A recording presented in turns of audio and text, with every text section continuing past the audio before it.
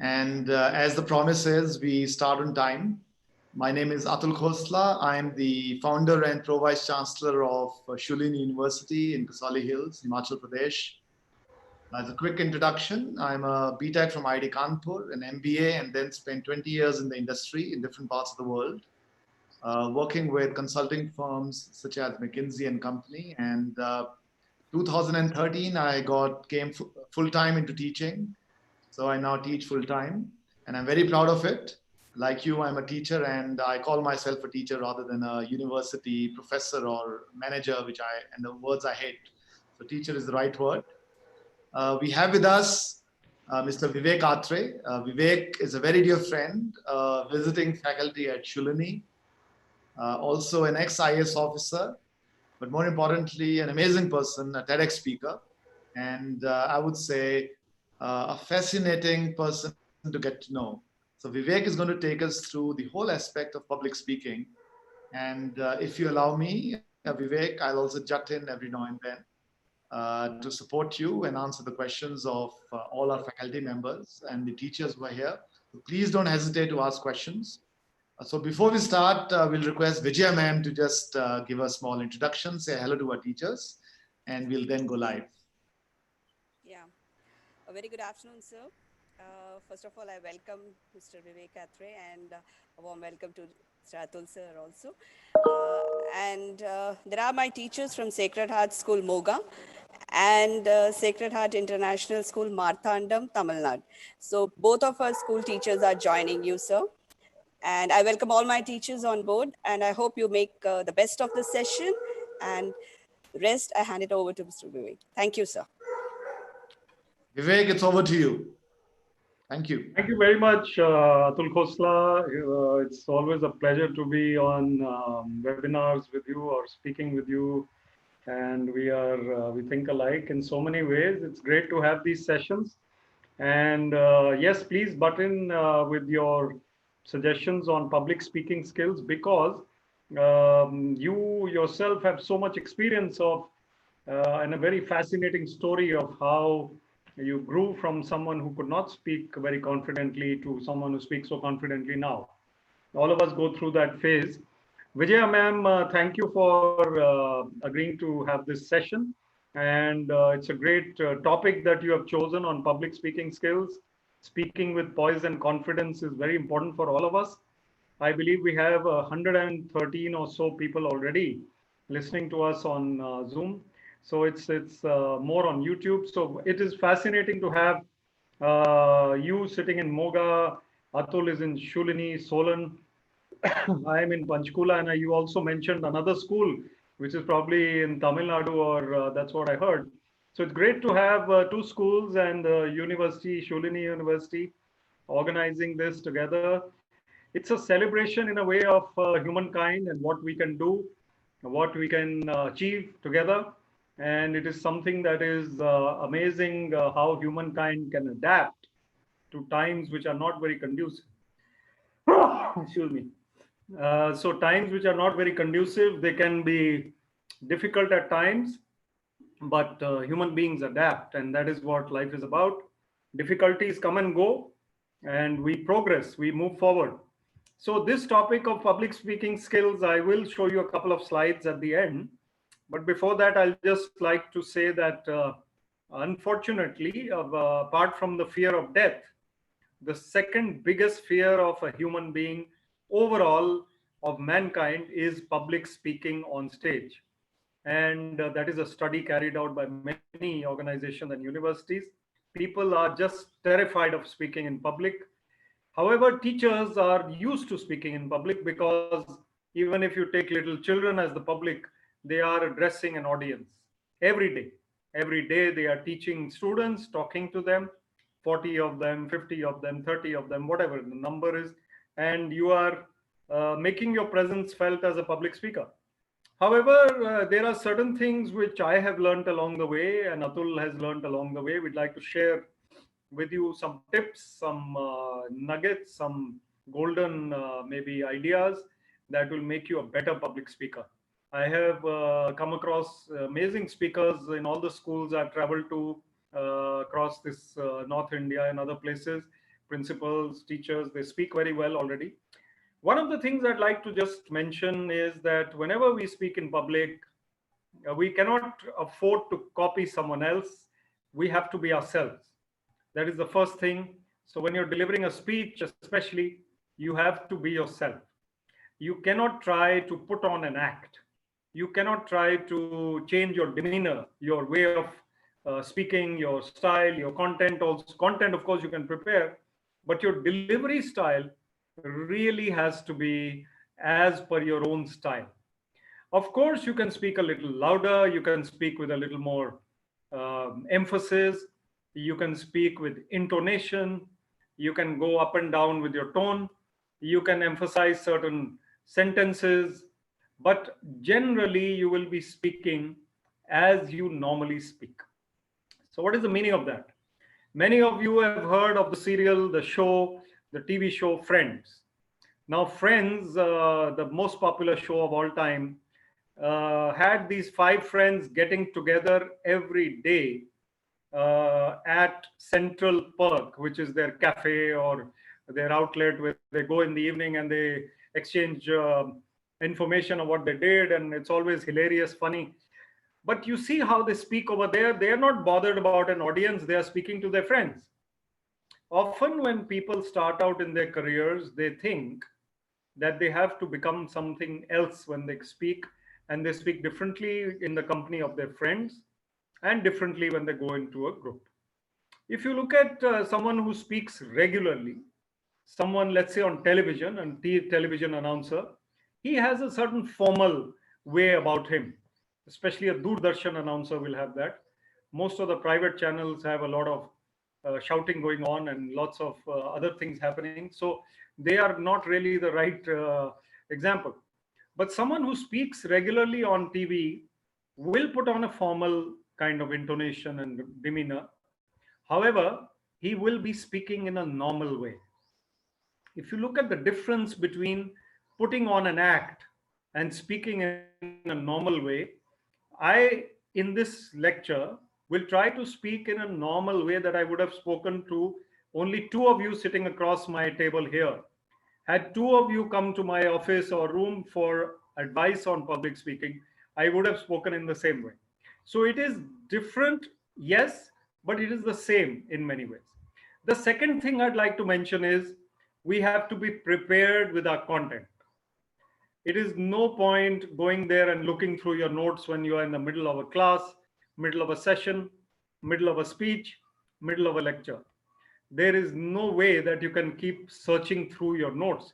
Of course, you can have points. You can have points which are typed out. They can be guiding points. You will typically not read out your whole speech from a sheet of paper unless it is a very formal speech, something in the United Nations, something in Parliament, an annual report perhaps which the principal will give, maybe something which is structured to the extent that every single sentence is written down. I remember when I was with the Chandigarh administration, I was director of public relations also and IT, and I had to prepare the governor's speech many a time. So when I prepared the governor's speech, finally it had to be printed by the printing press. And the governor was to go to Government of India for a conference. He was also the administrator of Chandigarh, the Punjab governor, still is. And that speech would be printed. And we had to make sure that everything was in place. And he had to read out that very speech once he has approved it. That is a very formal circumstance. Otherwise, we have to be prepared with our content to speak extempo. And our points are there, our notes are with us, or they are in our mind. We speak accordingly. Mark Twain said, even an unprepared speech has to be prepared for, which means that you have to be well prepared with certain basics of your views. Let us say somebody asks you tomorrow to deliver a speech on the education system in India.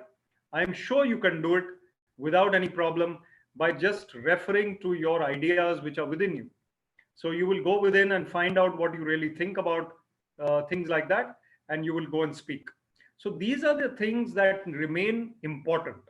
Firstly, to be yourself. Secondly, your content. Third is your delivery, your manner of speaking, your method of speaking.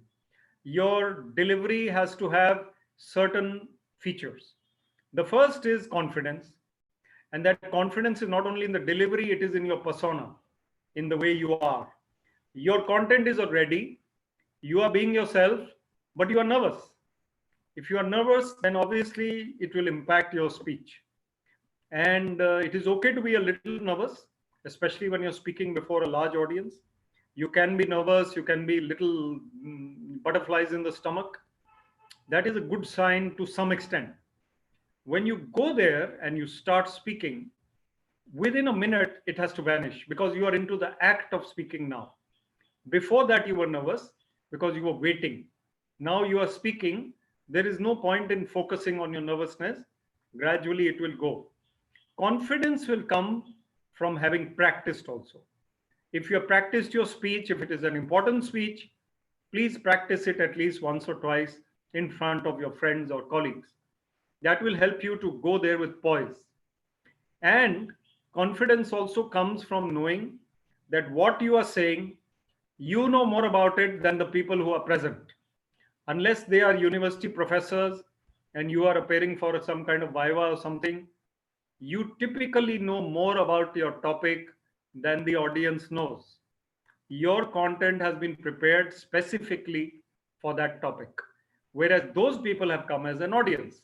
So typically, you will know more. There may be some people who know more than you, and that is possible, but still, you have to be confident that you know more than them. So, largely, you should be not overconfident, but balanced.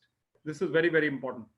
And the next point before we take a break, because we're going to see a video from Shulini in a short while, the next point I'd like to say is that your delivery has to be in a manner that it reflects your confidence. It cannot be that you're feeling confident, but your voice is low.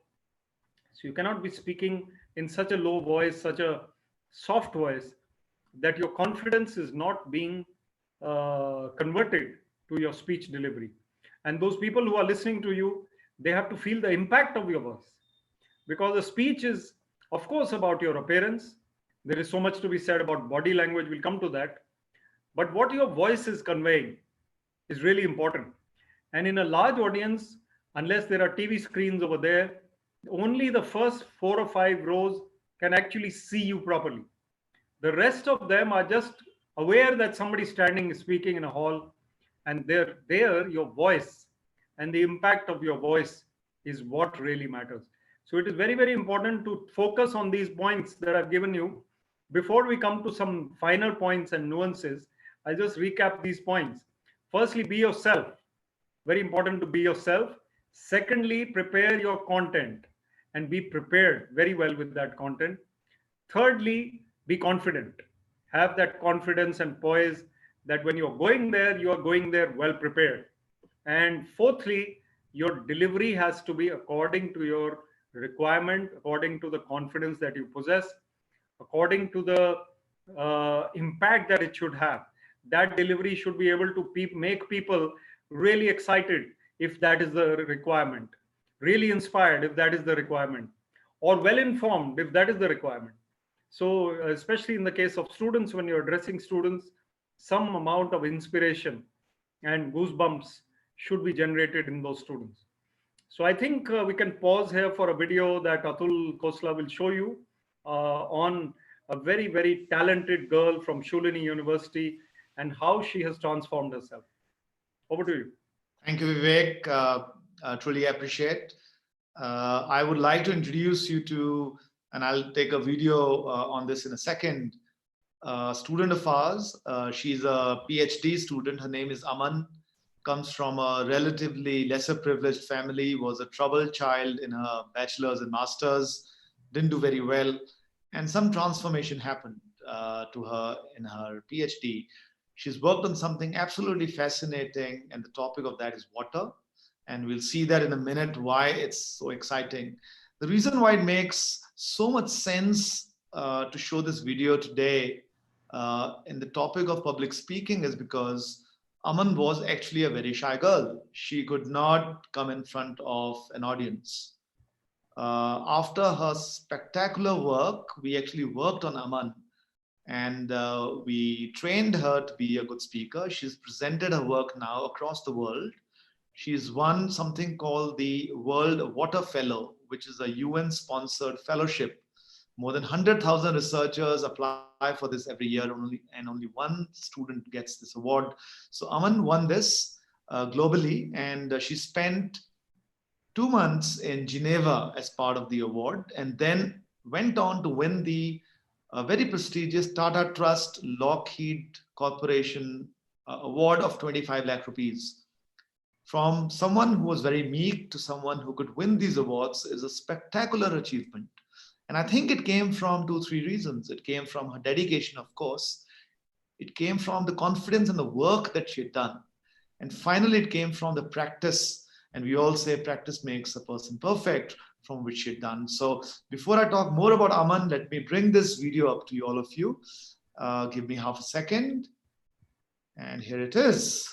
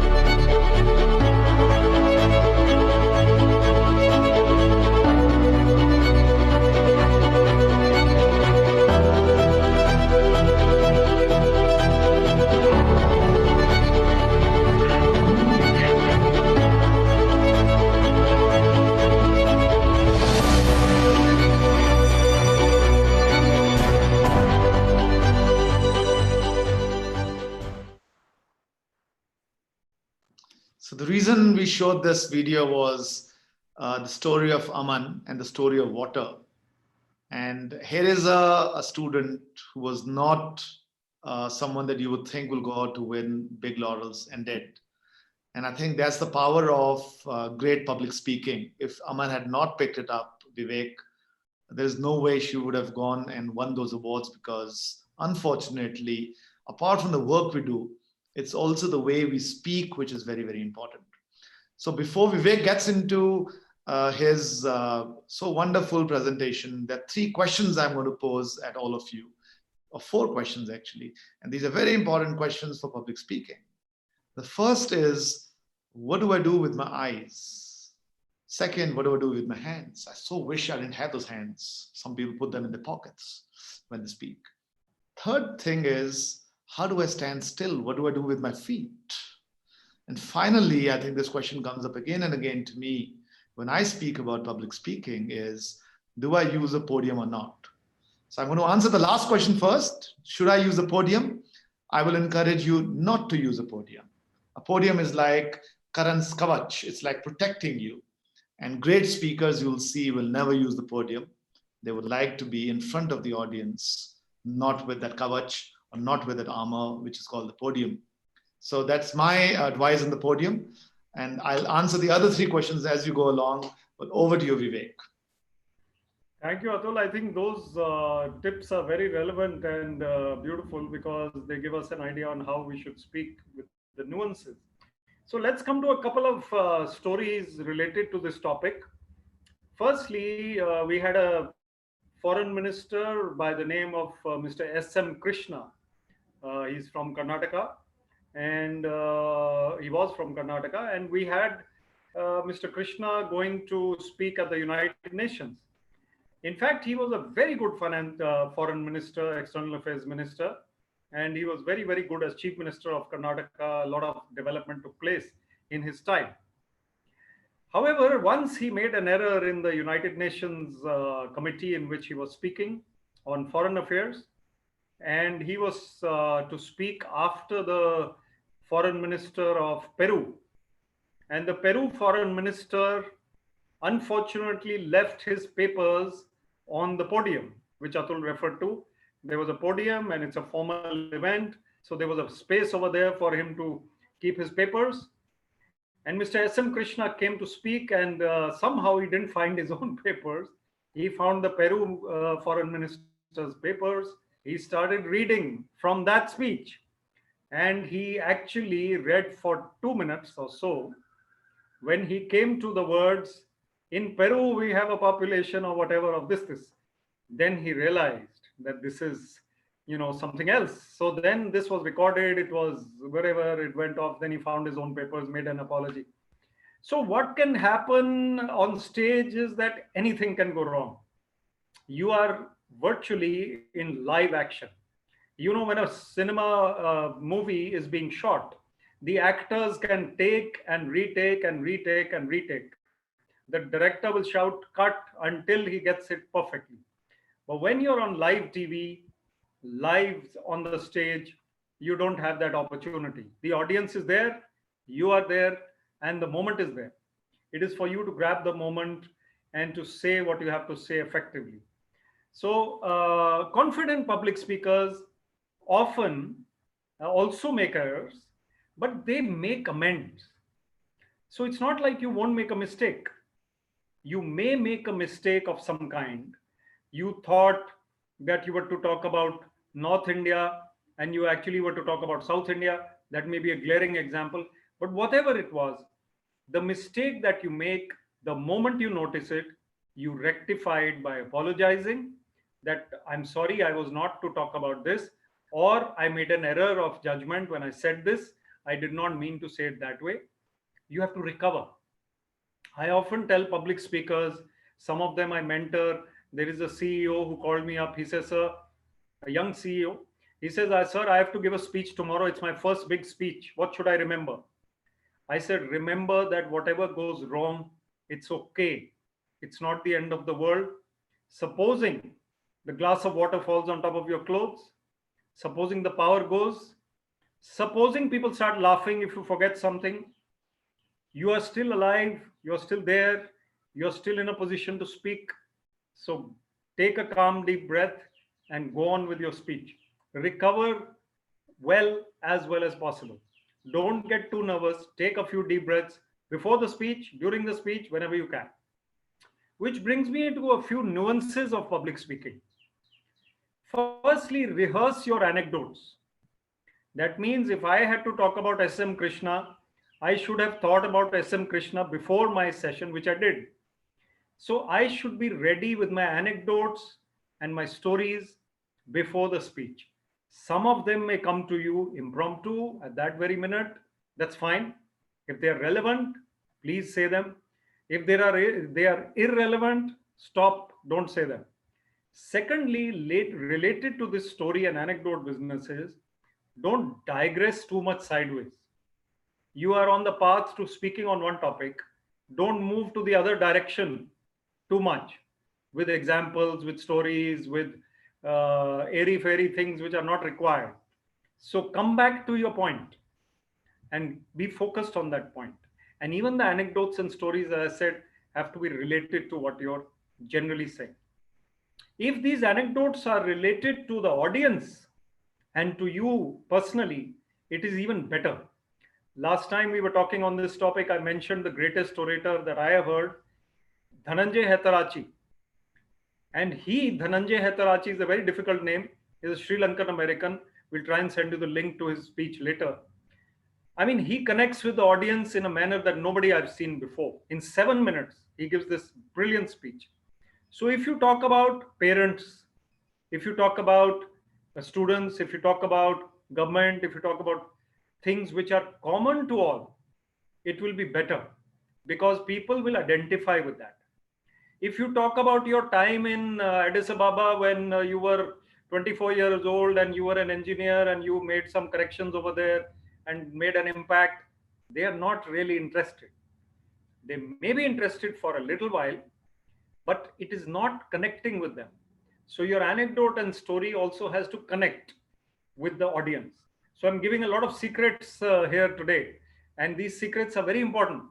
They have to be according to your audience's capacity to understand, according to their EQ, IQ, according to their background, and according to their level. You have to speak accordingly. You have to modify your speech accordingly.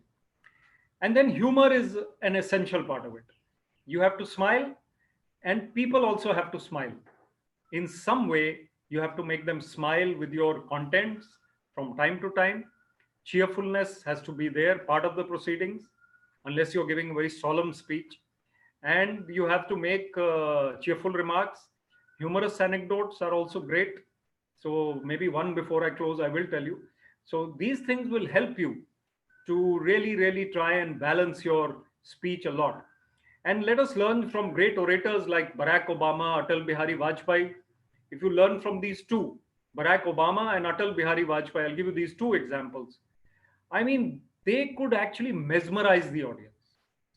Obama has the capacity to connect to each person in the audience. Even today, when he gives speeches after his presidentship is over, he is miles better than anyone else I've seen on the world stage. He is able to captivate the audience, and he is able to see each and every side of the audience. If he's talking to a screen, he will look in front, he will look to the left, he'll look to the right, whatever the audience requirement or the screen requirement is. He will, if he's talking to someone, he will look at that person carefully. He will speak with poise, confidence. Vajpayee, the greatest thing that I could learn from him was the art of pacing your speech, how you pick up momentum, how you are starting off softly and then becoming a little more excitable and then going into important things. And the art of the pause you learn from Vajpayee, how he could pause for impact and then make the other person think. So it's very important to have these pauses. And these pauses will make the audience realize that there is something important coming. Of course, with Vajpayee, the funny thing was that he used to close his eyes during the pause, and everybody's watching him and wondering whether he's gone to sleep while standing, or he's going to continue or stop, or what is going to happen next. But he would start off again with great, great facility and diction. Great orators. So I, in fact, am going to share 3 or 4 books here with you, which I have somehow lying with me right now. And these books, one of them is actually related to public speaking, and it is The Great Speeches. I happen to find it. It is, I think the video is in, I mean, the picture is in reverse mirror image, but this is The Great Speeches of various speakers. It's a great book to have on your table side if you're a speaker or even if you're not. And since we're talking about it, I'll also mention The Autobiography of a Yogi, a great book about Paramahansa Yogananda and his life. In Shulini, we have a Yogananda library also. He was a great orator as well, great speaker. We also have here something very interesting. Atul will identify with this. We have a book on Dr. Khosla, who is the founder, vice chancellor of Shulini University, To Serve with Love. I happened to come across this today and I thought I must show this. It's a beautiful tribute to him on his 80th birthday. And he's the founder of Shulini University.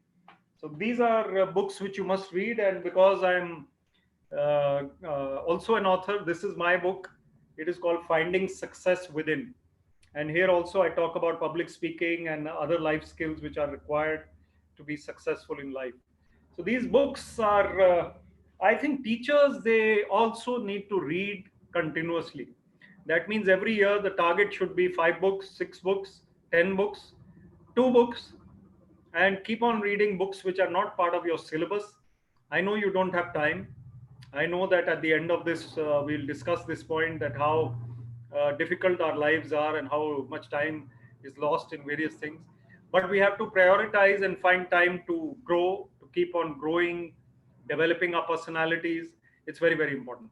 I think we will have a lot of questions because there are lots of people. There are 169 people on my Zoom screen. So I think I should stop here with the ideas that I've shared. Maybe I can recap later. Atul Khosla, I hand over to you for your inputs and the video that you'll show.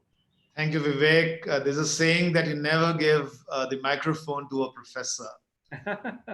And I am a convert, so I'm going to take 3 minutes, if you allow me, Sure. to share a few thoughts with all of you. I think I posed 4 questions to you. What do you do with the eyes? What do you do with the hands? What do you do with the feet? And should you use the podium?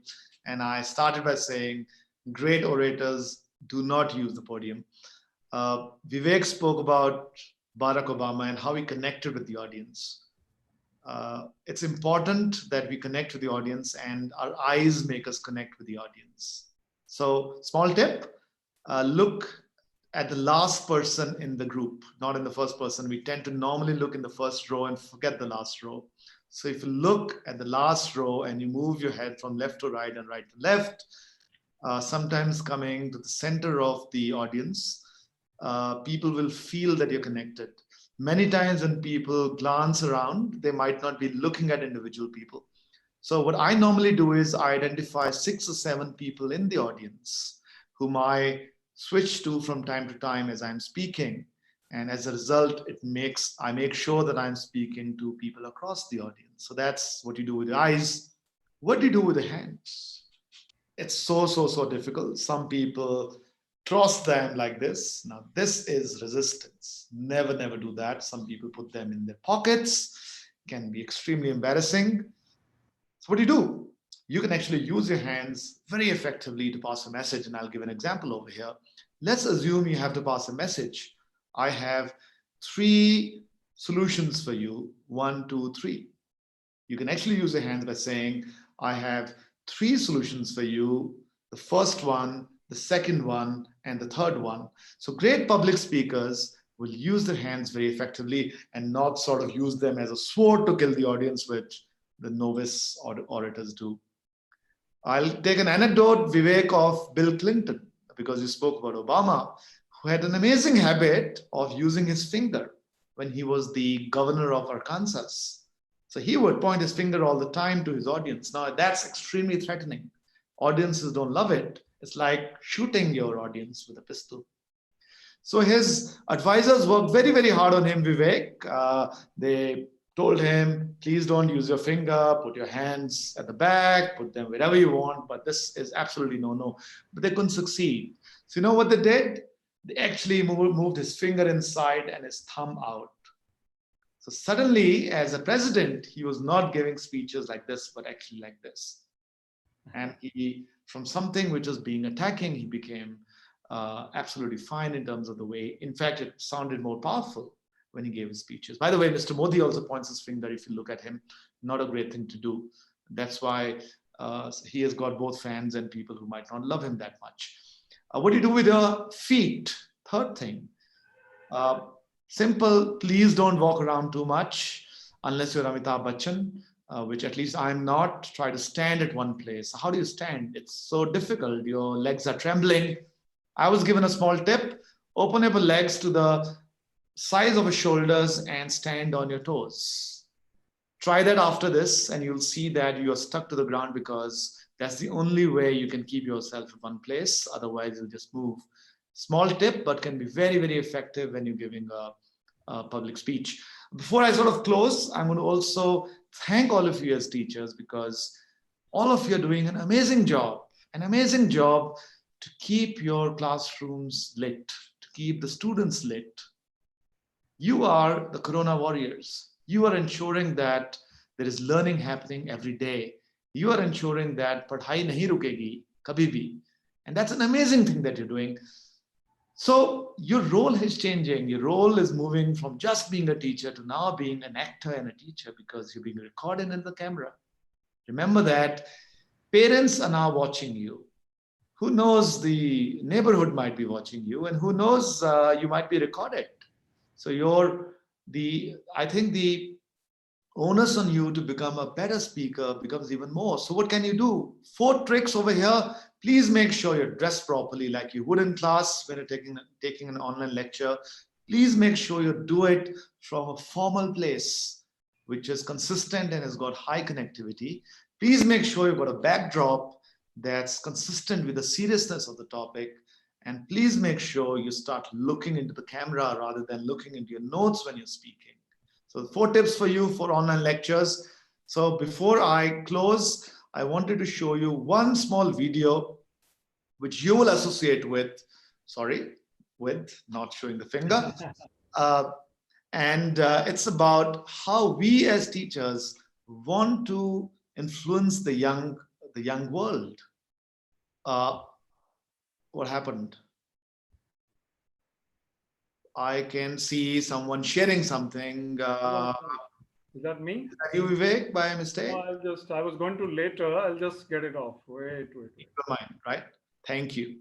Yep. So I'm going to share with you the Shulini passion, our passion, why we exist, which is to take young minds and make them world beaters. We've had many examples and stories of these, and the journey continues just like the way you work every day, very long, very hard in your lives. So over to this video. Give me a second to bring it up, and then we'll have Vivek come back to us.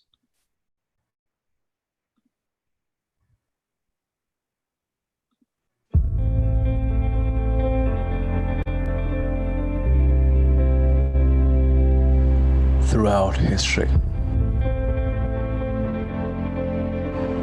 the young have always been the ones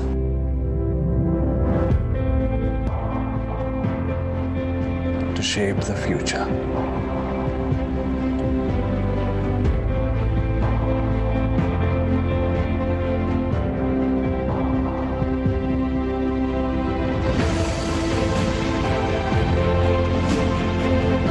And they continue to do so today.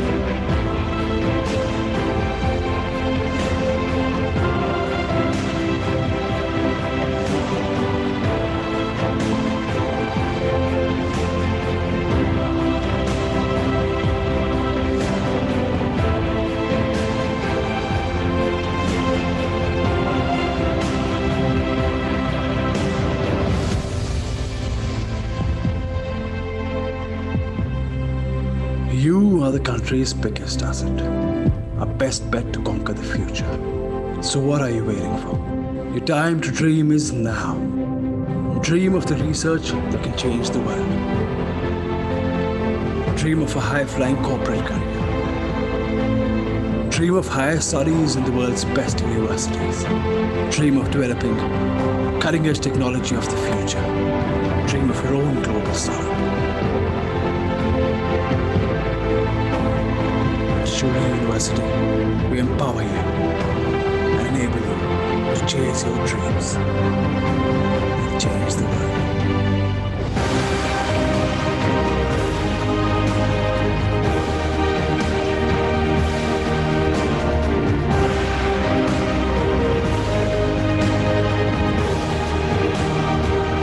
Shulin University, think learning, think success. Vivek, over to you. That's a beautiful, inspiring video about the youth and how the youth can make so much of a difference. So I'm just going to try and share a couple of slides here, and then we'll go to questions and answers. So I would request teachers to keep their questions ready. We already have a couple of them I see, and that's great. So we'll be taking those up as well as far as we can. Yeah, just a minute. Let me see if this works.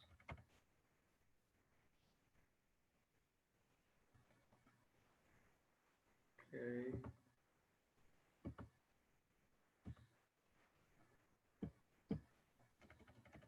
Yeah, it'll take a little while. I think I can't find the file. So let me see a little later. So till then, let me do this, that I would like to summarize what we've talked about. And Atul has really added great points about body language and eye contact and the nuances, how to stand, how to move your hands or where to keep your hands, your eyes, your smile. It's very important to notice these little things as well, because these are the things which give the complete aura and the personality. It is I actually would like to answer Nidhi ma'am's question over here, Vivek, yes. which she's asking, should we keep a little bit of a smile on our face while giving a speech? Yeah, please, please. Absolutely, the answer is yes, Nidhi ma'am. And I'll give an example over here. When Roosevelt was fighting against John F. Kennedy and the elections were on, the only difference why John F. Kennedy beat him was because of the amazing smile that John F. Kennedy brought onto him, which his competitor didn't. So, absolutely, if you see great speakers, if you see actors, for example, they artificially smile. By the way, smiles also add to dopamine, which makes our skin glow. So, it's always great to smile. And the audience loves it. Vivek, over to you. Absolutely, absolutely. That's very true. In fact, absolutely, this is the kind of aura that you create and the kind of impression that you leave over there. That's what matters. So let's take more questions in the meantime. I think one teacher has a viewpoint that we should we break in the middle of the class or the online class, she wants to know. Well, nowadays they're worried about online classes, as we know. So I think she has that feeling. So I think there's no harm in that. I think it is Ramandeep Singh who is asking this question, whether a break should be given between the lesson in the classroom. I think all human beings love little breaks, so no harm in giving a 2 minute. But if the children are not going to come back, then, then there might be a problem, especially when they're at home. We also, Nidhi's question has already been answered by Atul. We need some more questions from you, teachers. We have only 2 questions till now. Before it starts, questions start pouring in, Vivek, and I'm going to give you my story in a minute, but let me ask you a question. What has been your most exciting and most embarrassing moment as a speaker? As a speaker, wonderful. Uh, Actually, the most exciting has probably been in my book launches, as you were there in my book launch early March, when before the lockdown. That is one of the most exciting moments as a speaker, because I'm speaking about my own work, and that gives you a lot of high in a way, and you are able to share your thoughts undiluted with anyone, everyone, and a large audience, which is very warm because they have come not out of any compulsion. So a book launch speech is very exciting for me. And as a speaker, to be in trouble, it has happened in government. So when I'm giving a speech and not prepared, or not a speech, it's even a meeting where I haven't read the file properly, or the chief secretary is asking you something and you are saying something, and he interrupts you and says, but what about this? So then you lose confidence and you forget everything. So that's the worst part. You're still not giving your most embarrassing moment. No, I can't. I mean, this is the moment where the chief secretary stopped me and he said, what about this or something? And I was speaking with great confidence, and suddenly I didn't know the answer. So it was very embarrassing for me. I think I would like 1 minute more of my experience, Vivek. Sure. I wanted to tell everyone that uh, I'm not sure how good a speaker I am now, but I could barely speak. I couldn't speak a word of English till I went to IIT. And when I started working for this big multinational called McKinsey and Company, I was actually told by my CEO that, Atul, we have to let you go, which means we have to fire you because you don't speak well. And I couldn't, of course, because I would stammer. So I had the courage to ask him for time, and he had the graciousness to give me the time. But his parting thoughts were, Atul, you will not succeed in consulting for more than 2 years. I can guarantee that. So what did I do? I actually bought a camera, a video camera in those days. I'm talking about the mid 90s. And I would then speak to a camera every day for 1 hour from 7 to 8 in the morning. And I practiced speaking, till one day the same guy came back and said, I think you're gifted. You have a natural gift to speak. So I think the moral of the story is everyone and anyone can do whatever they want to do, including speaking. You just have to practice. Amitabh Bachchan, as we all know, became the best orator from someone who was rejected at the in the Akashwani test that he did. So I would say that I think there's a question, there are a couple of questions that we have now, Vivek. Yes. Why do legs shiver? Why do legs shiver, Vivek? Why do legs shiver? Uma ma'am is asking this Uma question. ma'am, you're right. Actually, it is basically when you are nervous that legs shiver. That is probably a doctor will be able to tell us why the legs and why not something else shivering. But the point is that whenever we are nervous, whether on stage or whether we are in an exam where we are not confident, or in an interview, or even at home when some elderly person or senior is scolding us, our legs are shivering. So, or used to be. So I think it's a facet of not having practiced enough, and maybe in the beginning years you will find yourself nervous. If they shiver a little bit, it's okay. If they keep shivering in your throughout while you're there, then you have to really practice hard. And I think the next one is How linked. to overcome nervousness? I think It's very much linked. So Atul talked about it. You see, Atul practiced so much that he became perfect. And there were 7 years of practicing before a camera. These days you are in lockdown. If you can practice before the camera, in fact, all of you are holding online sessions. So nervousness in an online session may be less than nervousness when people are surrounding you, right? So let us presume that when an audience is in front of you, you are more nervous. If you are nervous that time, then you should have practiced with a small group before you came onto the stage. Practicing with small groups gives you the confidence to go on to larger groups. And you have to tell yourself, as I said, take deep breaths, tell yourself that you know this content well. You are going there with full preparation. Then nervousness will, of nervousness is fine. so. I have two tips over here, Vivek. Sure. Tip number one is, which I used to do. I used to hold a small pebble in my hand, a small piece of stone. It somehow gave me the confidence. Different people have different ways to take that confidence, that nervousness away. I think the second thing is experiment. Experiment with style. I can only tell everyone that I became a way better speaker after I became a teacher. Your classroom is actually a risk-free environment. You can experiment with your class. You can change your style. You don't have to be in a monologue. So in the corporate world, the world that me and Vivek come from, or the government world, it's way more difficult to experiment.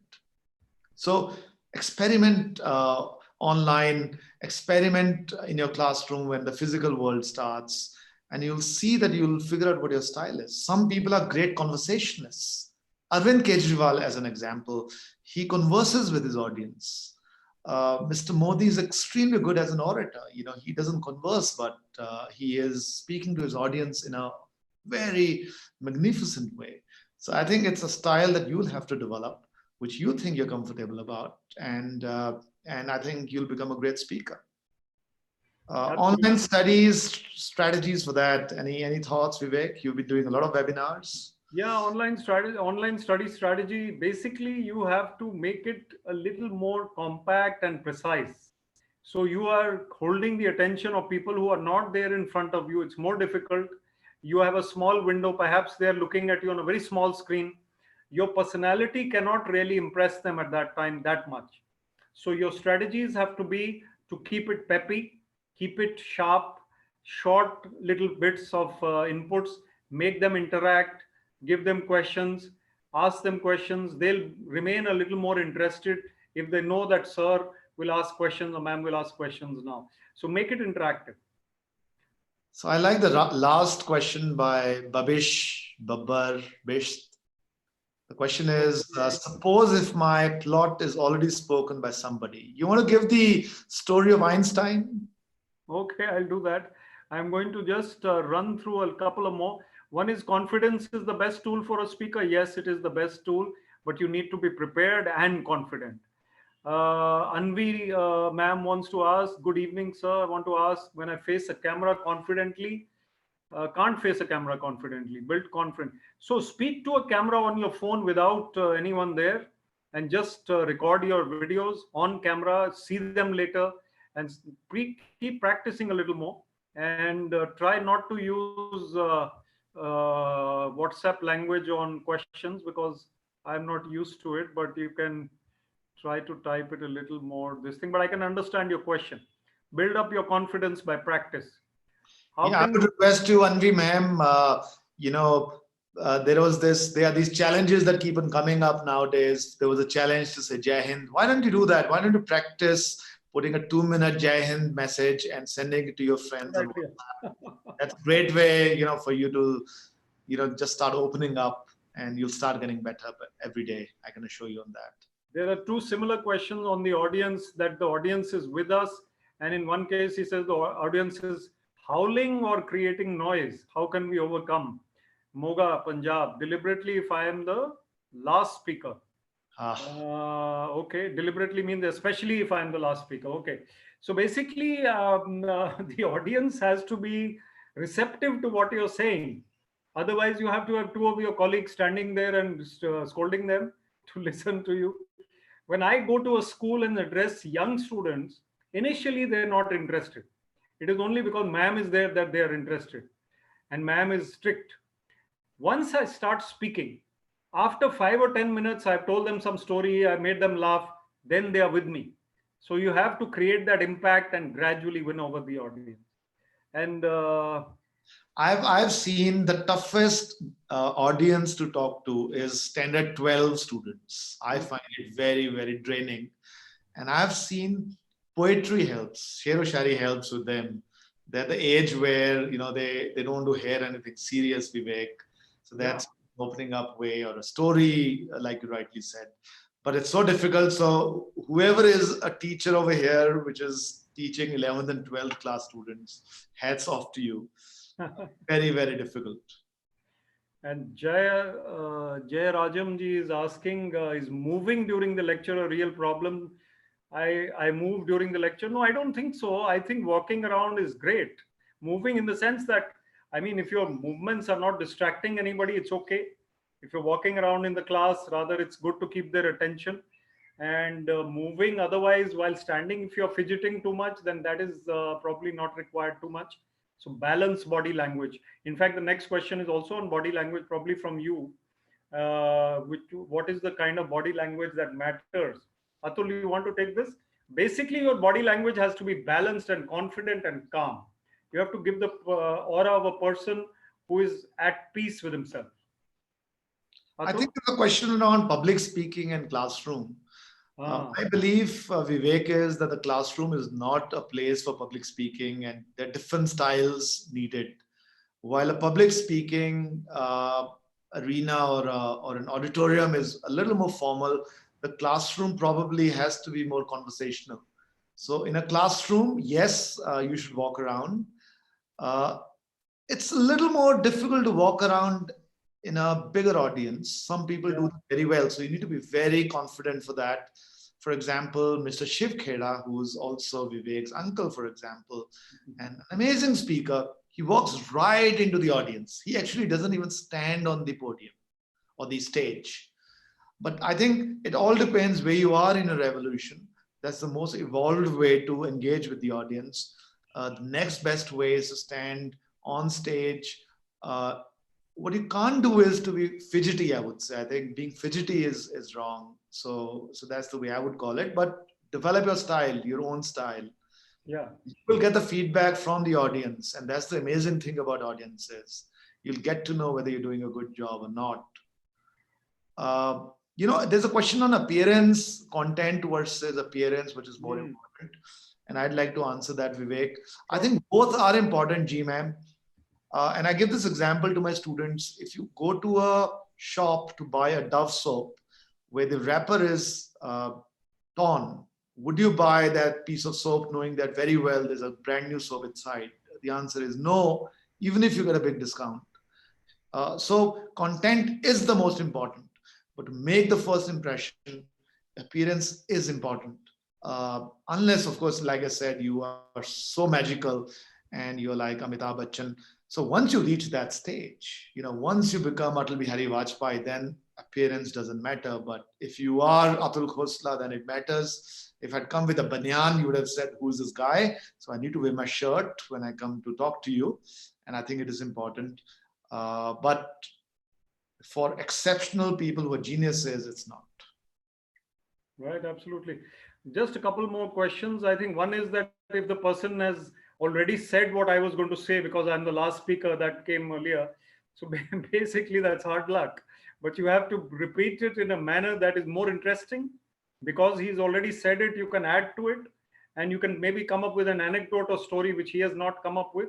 So that is something which will make it better. And also there's a question, Atul, on where will we get your books during the lockdown? So that's a good I one. think that's a good one. Yeah, you should definitely answer that, Vivek. You should get them on Kindle. Mine is available on Kindle. All these books are available on Kindle. I think Dr. Khosla's book is the one that probably Shulini will send to you. And that is. You can send that to, so Shikha can send it to Ma'am Vijaya ma'am, and Right, absolutely. that's a beautiful. And the last question, I think, because we've covered body language, we've covered, if one student is not able to attend class one day, can he check the last work? Now, this probably means that can he check the online class of the previous day? Now, that depends on your software technology and whether anyone was recording it. I don't know whether that's possible in your school or not. I think that is what Mr. Avtar is asking from Moga. Right, Atul? I think we're done with the questions. I think there's one last before we request Vijaya ma'am to come, which is content or delivery, which is more important? They are equally important. I would say 51% is content and 49% is delivery.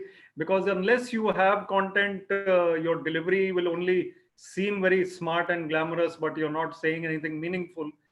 Saying something meaningful is really important, but saying it with style, with content, with confidence is also equally, so almost equally important.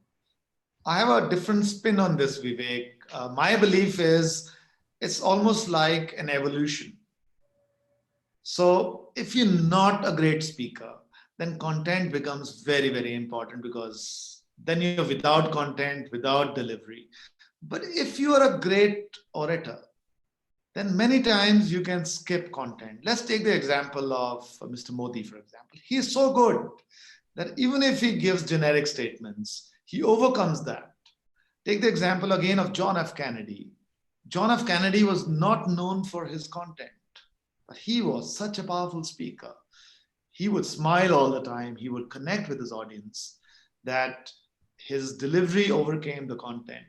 But I think lesson mortals like us, yeah, please be prepared with content, I would say. Politicians get away with it. Absolutely. Negative comments from the audience, if they come, it's okay, be balanced. कोई टमाटर नहीं फेंकेगा आपके ऊपर. Just relax. Even if somebody says something, smile and try to deal with it cheerfully and go on with an impressive sentence, and they will forget the negative content. Last question from Tanvi ma'am, and then we close. What is it? Ready to asking what happens if I make a grammatical mistake, but I'm confident. So Tanvi ma'am, it's like this, that mistakes will be made. It's okay to make mistakes. You have made the mistake. Some people noticed it. Some people didn't notice it. Go on and try to correct yourself in future. Don't keep on apologizing for a mistake you have made and bring more scrutiny to it. So try and improve next time. Make errors and get over them and move forward. Thank you, Vivek. I think more questions are coming in. We truly apologize. We are running out of time. We'll take your questions, and we'll probably try to send the answers from Vivek. Ma'am, Vijaya ma'am, if you can come online, you can unmute yourself. We'll truly appreciate that. Last words from you. And before we close, I'll also volunteer and we'll invite all of you over to Shulini, and Vivek and I would volunteer when everything is okay to come over to your school and speak to your teachers and students. But over to you, ma'am, for your last words. Thank you, sir. It was indeed a very good eye-opening session for myself too. Though I speak, but still, there are many times that I hesitate too. So as you said, that learning never ends. That's it. It's from the cradle to the grave, the learning happens. So it's an ongoing process. And I'm so happy that all my teachers were privileged to hear both of you, and Vivek sir in particular. It was really great. And we hope to have you both rather on campus whenever the lockdown and everything comes back to the normal situation. So a warm welcome from us once again to our campus, and not only to the one, both the campuses. Absolutely. From North and I'll be interested to go to South. Kumari. Absolutely, ma'am. You're welcome, sir. Thank you, sir, once again, and a word of thank you to Shikha also, who just introduced me to Shulini, and all the best to Shulini University too, sir. Thank you. Thank you, and all the best to all of you. May all of you be safe, and may the lockdown get over very soon. Shikha, thank you. Vivek, always so charming. Thank you so much. Thank you very Have a much. great Let's day. stay in touch. Thank you. Bye bye. Thank you. Thank you all.